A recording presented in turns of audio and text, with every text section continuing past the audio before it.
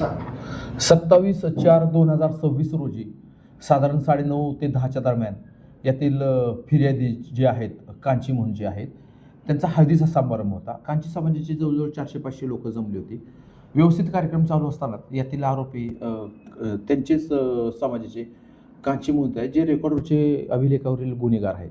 ते त्यांचा मुलगा, त्याच्यानंतर त्यातले जे दुसरे जे आहेत चव्हाण आणि पाटील हे त्या ठिकाणी जाऊन त्यांनी हवेत कोयते वगैरे फिरवून फिर्यादीच्या गळ्यातली चेन वगैरे काढण्याचा प्रयत्न केला. म्हणजे चेन काढलेली होती. सदरचा कॉल हा 112 नंबरला पण गेला होता. त्या ठिकाणी मार्शल गेलेली होती.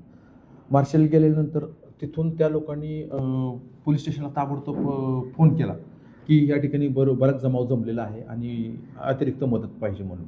तोपर्यंत यातले जे आरोपी होते त्यांना मारहाण करून त्यांच्या अगोदर पोलीस स्टेशनला दंगा घालायला सुरुवात केली. वेगवेगळ्या घोषणा द्यायला सुरुवात केली. पोलिसांच्या विरोधात घोषणा द्यायला सुरुवात केली.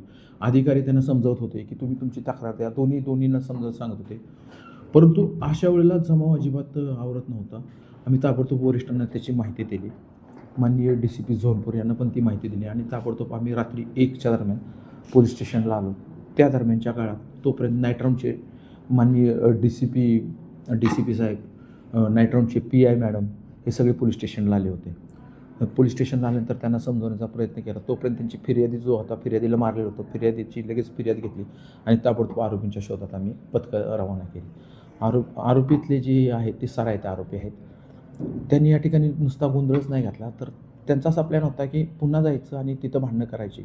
पण त्यांना जेव्हा समजलं की फिर्यादी त्यांच्याविरोधात तक्रार द्यायला आलेला आहे, त्यांनी ताबडतोब ससून हॉस्पिटलकडे पळ काढला. म्हणजे त्या ठिकाणी ॲडमिट व्हायचं आणि ह्यांच्याविरोधात परत क्रॉस कंप्लेंट द्यायची. मग ती माहिती आम्हाला समजल्यानंतर ताबडतोब DBचा स्टाफ रवाना केला आणि ताबडतोब त्यांना इथे घेऊन आलेलो आहे. त्यांच्या गाड्या वगैरे अद्यापर्यंत आपल्याला जप्त करायच्या आहेत. एकूण 5 आरोपी आहेत. 5च्या 5 आरोपी आपण अटक केलेले आहेत. कायदा सुव्यवस्थेचा कोणताही प्रश्न नाही आहे. अभिलेखावरील गुन्हेगार असल्यामुळं त्याची त्या भागात दहशत, म्हणजे हे जे आरोपी आहेत हे मूळ लक्ष्मीनगरमधील नाहीत, ते बाहेरचे आलेले आहेत आणि त्यांनी तिथं दंगा केलेला आहे. गुन्हा नोंद केलेला आहे. क्रिमिनल अमेंडमेंट 3(7) कलम दाखल केलेला आहे. मारामारीचं कलम त्याच्यामध्ये दाखल केलेलं आहे. डकेत आम्ही दाखल केलेली आहे. कायदा सुव्यवस्थेचा कोणताही प्रश्न नाही आणि पुढील तपास API मिथून जाऊन करत आहेत.